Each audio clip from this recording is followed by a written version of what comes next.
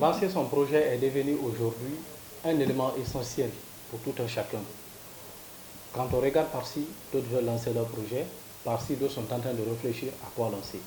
Donc il est très important aujourd'hui de comprendre que pour lancer son projet, il y a obligatoirement des principes à respecter. Dans cette vidéo, je partage avec toi 3 principes essentiels pour lancer ton projet. Alors ces principes-là sont assez fondamentaux pour toute personne qui désire lancer un projet sérieux, un projet fiable et durable sur le long terme. Si c'est la première fois que tu passes par là, bienvenue sur ma chaîne.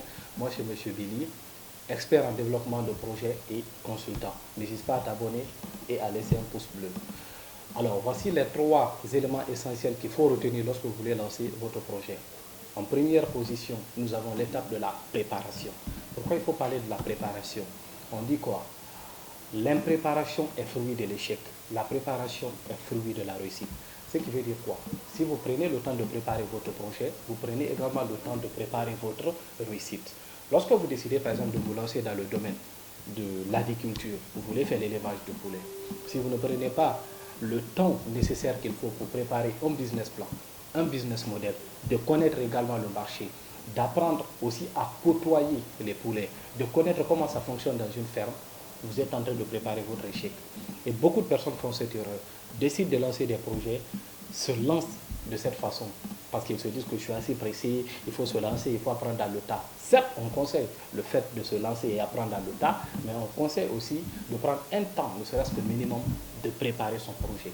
Et la préparation comporte des éléments essentiels qu'il faut retenir. C'est quoi?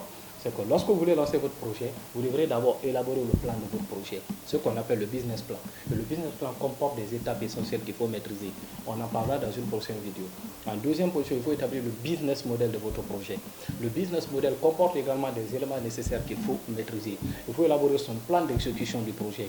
Le plan d'exécution aussi comporte des éléments essentiels qu'il faut comprendre. Et en troisième position, préparer sa personne et sa personnalité à être maître de son projet. Donc voici les détails qui rentrent encore dans votre préparation. Il faut obligatoirement tenir compte de ces éléments si vous ne voulez pas échouer votre projet. Et la première étape est assez importante. Deuxième position, si vous voulez lancer votre projet, c'est l'étape start-up. Lorsque vous voulez lancer votre projet, vous avez fini de vous préparer, vous avez votre plan, votre business model, votre plan d'exécution, vous êtes la bonne personne pour ce projet, vous avez les fonds nécessaires, les capitaux nécessaires pour lancer votre projet. Qu'est-ce que vous devrez faire? Vous devrez commencer par l'étape start-up. Même si vous êtes sûr que votre projet va marcher à 100%, vous devrez obligatoirement l'essayer. Pourquoi? C'est-à-dire que si l'investissement doit être 10 000 euros, vous commencez d'abord par 1 000 euros, ensuite 2 000 euros, ensuite 3 000, ensuite 5 000, et vous terminez par 10 000 euros. Pourquoi est-ce important?